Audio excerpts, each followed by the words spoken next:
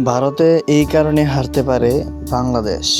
19 September চেন্নাইয়ে ভারতের বিপক্ষে 2 ম্যাচ সিরিজের প্রথম টেস্ট মুখোমুখি হবে বাংলাদেশ।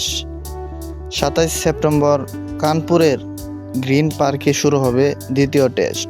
ধারে বারে ভারত টাইগারদের চেয়ে অনেক এগিয়ে, তবে টাইগারদের সাম্প্রতিক নান্দনিক পারফরম্যান্সের চিন্তায় আছে টিম ইন্ডিয়া, যে কারণে আসন্ন 2 ম্যাচের টেস্ট সিরিজে টাইগারদের হালকাভাবে নিচ্ছে না তারা।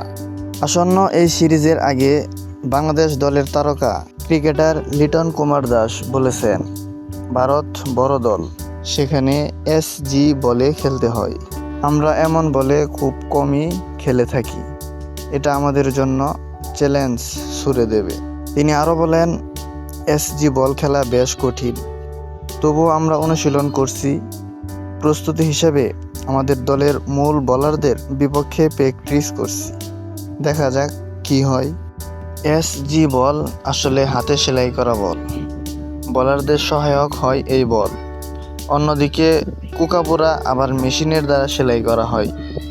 কিছুক্ষণ খেলার পরেই সিম বলের সমতলের সঙ্গে মিশে যায়, এতে ব্যাটসম্যানরা সুবিধা পায়। লিটন আরও বলেছেন, ঘরের মাঠে ভারত সবসময় প্রতিপক্ষের থেকে এগিয়ে থাকে। আমি বলবো না এটা ভীষণ চ্যালেঞ্জের হবে অথবা খুব সহজ হবে। এই কন্ডিশনে ওরা দারুণ টিম। ICC ক্রমতালিকা দেখলেই বোঝা যাবে ওরা কতটা উপরে। আমার মনে হয় গোটা সিরিজই আমাদের কাছে চ্যালেঞ্জিং হবে। Mahmudul Hasan Riyad, sports on field.